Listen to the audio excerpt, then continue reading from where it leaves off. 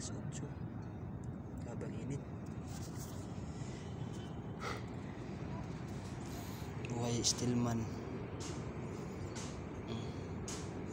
Dito kami ngayon sa taas. Kami, mag-splice kami nito. Ito, magdudugtong kami ng bakal. Tsaka yan yung bakal sa likod. Yan yung mga poste na yan. Yan yung mga dudugtong namin yan. Yan. Ito. Yan yung mga splice namin.